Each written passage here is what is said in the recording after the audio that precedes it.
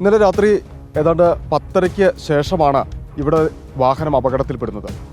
നമുക്ക് കാണുന്ന ഈ കുത്തിറക്കവും വളവും നിറഞ്ഞ റോഡ് ഇറങ്ങി താഴേക്ക് വരുന്നതിനിടയിൽ റോട്ടിൽ കിടക്കുന്ന ഈ പൈപ്പിൽ വീല് കയറി നിയന്ത്രണം നഷ്ടപ്പെട്ട വാഹനം അവിടെ നിന്ന് നേരെ വന്ന് ഈ എതിർവശത്തുകൂടി താഴേക്ക് പോവുകയായിരുന്നു. ഇവിടെ മറ്റൊന്നും തട്ടാനോ ഇല്ലെങ്കിൽ ഒന്നുമില്ലാത്ത ഒരു ഭാഗമാണ്. അവിടെ നിന്ന് 100 അടിയിലധികം താഴ്ചയിലേക്കാണ് ആ വാഹനം പതിച്ചത്.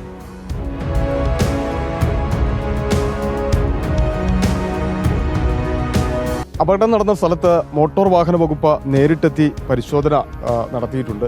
സാറേ, പ്രാഥമികമായിട്ട് എന്താണ് മനസ്സിലാക്കാൻ കഴിയും? ഈ റോഡ് ഉപയോഗിച്ചിരിക്കുന്ന ഈ ആള് സ്ഥിരമായി ഈ റോഡിലൂടെ വരുന്നതാണ്. അപ്പം ആ വാഹനം ന്യൂട്രലിൽ ഇറങ്ങി വരാനുള്ള സാധ്യതയൊന്നും ഇല്ല.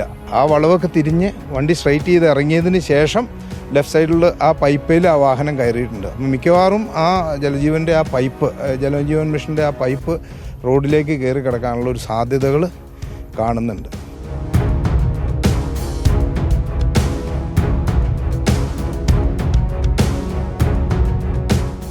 മുകളിൽ നിന്ന് നിയന്ത്രണം നഷ്ടപ്പെട്ട് നിരവധി തവണ മലക്കം മറിഞ്ഞാണ് ഈ വാഹനം ഈ ഭാഗത്തേക്ക് പതിക്കുന്നത്. ഇവിടെ ഒരു മരക്കുറ്റിയുണ്ട്.